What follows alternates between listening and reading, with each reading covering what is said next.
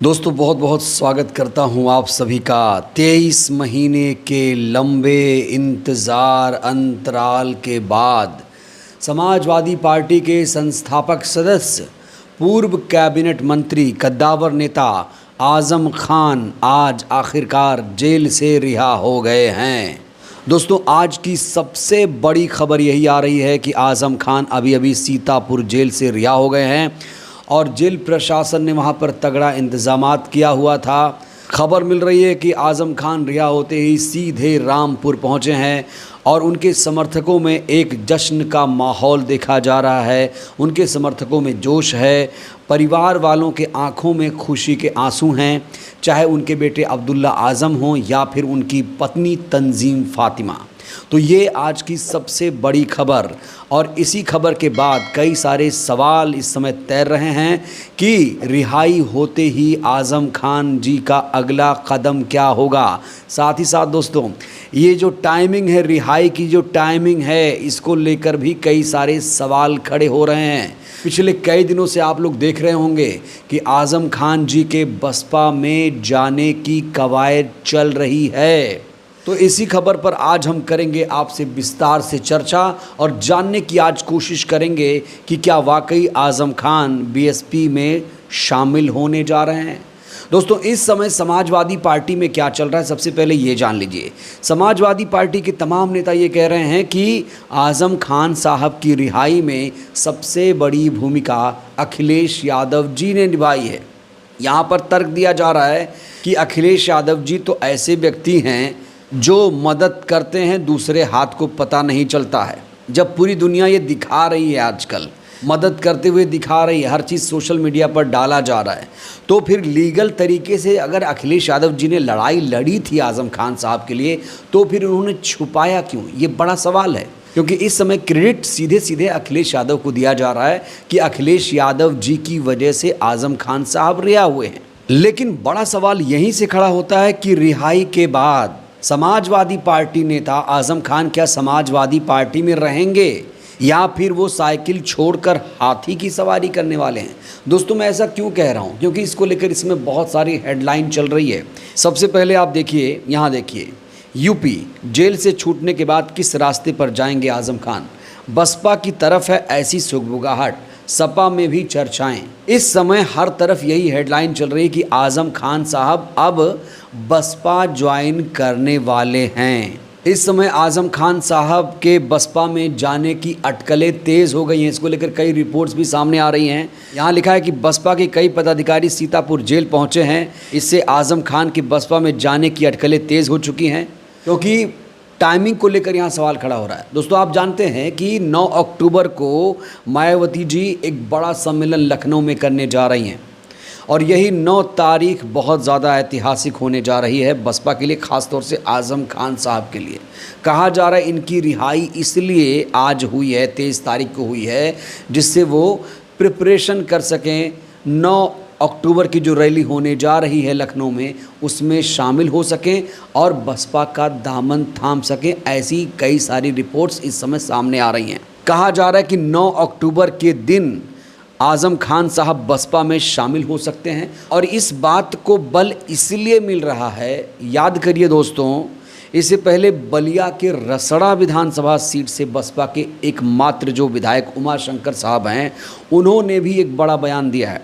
उन्होंने कहा है कि अगर आज़म खान साहब बसपा में शामिल होते हैं तो उनका स्वागत है, इससे पार्टी को मजबूती मिलेगी। इस बयान से ये साफ लग रहा है कि बसपा के जो तमाम नेता हैं वो आज़म खान साहब का वेलकम कर रहे हैं।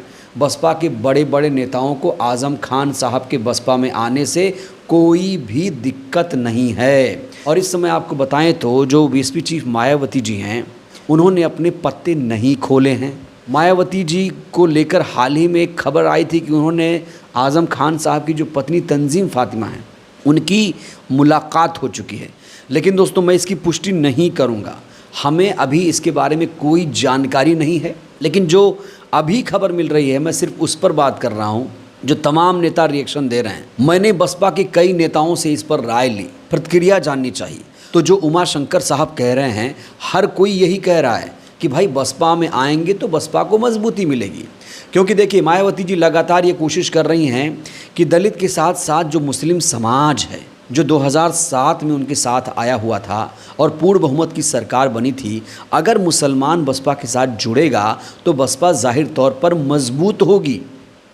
लेकिन अभी पर्दे के पीछे क्या खेल चल रहा है, मायावती जी क्या रणनीति बना रही हैं, ये दोस्तों अभी सामने नहीं आया है। अब आज आज़म खान साहब रिहा हो गए हैं, प्रेस में वो आज क्या बयान देते हैं, जाहिर तौर पर उनसे बसपा में जाने को लेकर भी सवाल पूछा जाएगा, क्योंकि रिहाई अभी अभी हुई है।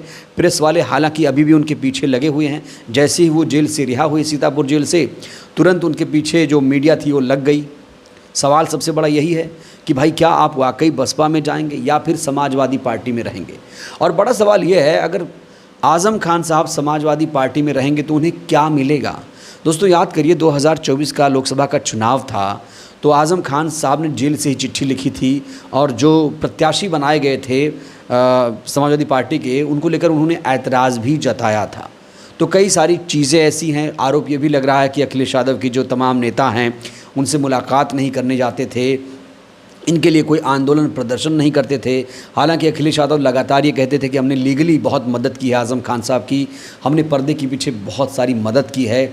वहीं इस समय समाजवादी पार्टी के नेता बीजेपी पर भी आरोप लगा रहे हैं। समाजवादी पार्टी के नेता मोहम्मद आज़म खान को ज़मानत मिलने पर पार्टी नेता रविदास मेहरोत्रा ने कहा है कि काफ़ी समय से जेल में बंद समाजवादी पार्टी के राष्ट्रीय महासचिव, पूर्व सांसद, पूर्व मंत्री आज़म खान को अब हाई कोर्ट से सभी मामलों में ज़मानत मिल गई है।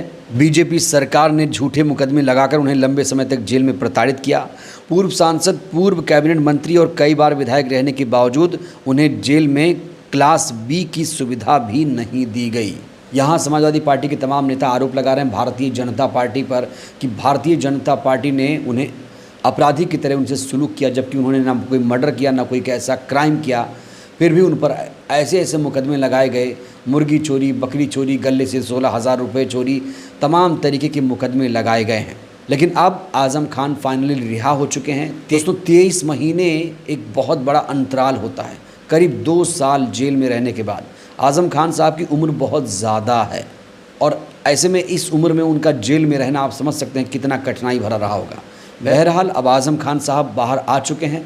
अब देखते हैं उनका अगला कदम क्या होगा। क्या वाकई वो बसपा का दामन थामेंगे? और इसके लिए हमें 9 अक्टूबर का इंतज़ार करना पड़ेगा। दोस्तों 9 अक्टूबर को कहा जा रहा है एक बड़ा धमाका हो सकता है। और अगर 9 अक्टूबर को आज़म खान साहब ने बसपा ज्वाइन नहीं की तो समझ जाइए इस खबर में अभी कोई सच्चाई नहीं है। लेकिन कोशिशें फ़िलहाल दोस्तों चल रही हैं। आज़म खान साहब के परिवार वालों ने इसको लेकर अभी कोई बयान नहीं दिया है। अभी जो उनके बेटे अब्दुल्ला आज़म हैं उन्होंने साफ तौर से यही कहा है कि हमारी ऐसी कोई भी मंशा नहीं है। यानी मीडिया में ये बात अभी नहीं आई है, सिर्फ लोग कयास लगा रहे हैं, अटकलें लगा रहे हैं, सूत्रों के हवाले से लगातार बात हो रही हैं। लेकिन मैं फिर कह रहा हूँ दोस्तों, समीकरण बदलता हुआ नज़र आ रहा है। ये जो रिहाई हुई है, टाइमिंग को लेकर लोग सवाल खड़े कर रहे हैं कि भाई टाइमिंग ऐसी है क्योंकि 9 अक्टूबर को ध्यान में रखते हुए ये निर्णय लिया गया है। और कहा जा रहा है कि बहन जी की भी इसमें कोई भूमिका हो सकती है रिहाई में, ऐसा उनके तमाम नेता दावा कर रहे हैं। तो देखते हैं आज़म खान साहब क्या वाकई 9 अक्टूबर को बसपा का दामन थामेंगे। बहरहाल इस वीडियो में इतना ही। आपको क्या लगता है, क्या वाकई आज़म खान साहब को बसपा ज्वाइन करना चाहिए? और बड़ा सवाल, क्या वाकई बहन जी आज़म खान साहब को बसपा में शामिल करने का मौका देंगी, ऑफ़र देंगी? राय दीजिएगा। बहुत बहुत धन्यवाद।